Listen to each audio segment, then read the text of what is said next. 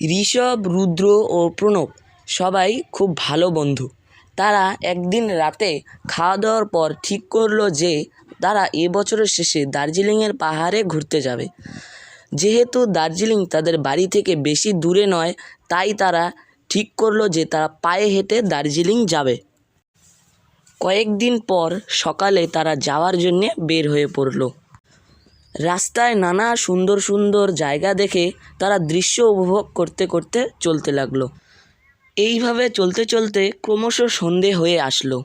তখন তারা একটি জঙ্গলের ভেতর জনশূন্য রাস্তা দিয়ে যাচ্ছিল এবং ঋষভ ক্লান্ত হয়ে পড়ল ও রুদ্র আর প্রণবকে বলল যে আজ এখানে বিশ্রাম করা যাক, বাকি রাস্তাটা কাল যাওয়া যাবে।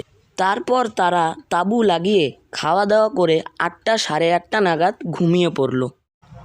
রাত্রি 12টা নাগাদ রুদ্র হঠাৎ চেতন পেল এবং সে দেখল যে প্রণব সেখানে নেই।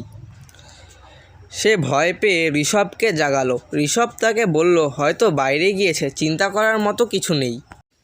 তারপর ঋষভ ও রুদ্র প্রায় 1 ঘন্টা অপেক্ষা করলো, কিন্তু প্রণবের কোনো খোঁজ নেই। তারা চিন্তা করতে শুরু করলো।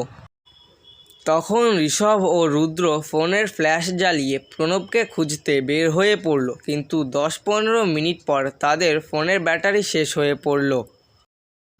তখন তারা ডাক দিয়ে প্রণবকে খুঁজতে শুরু করলো। আধ ঘন্টা পর তারা প্রণবকে খুঁজে পেল, কিন্তু যখন তারা তাকে খুঁজে পেল তার যে অবস্থা ছিল তা দেখে ঋষভ ভয় পেয়ে গেল এবং রুদ্র অজ্ঞান হয়ে গেল। ঋষভ ও রুদ্রের সাথে এমন কী ঘটেছিল সেই রাতে?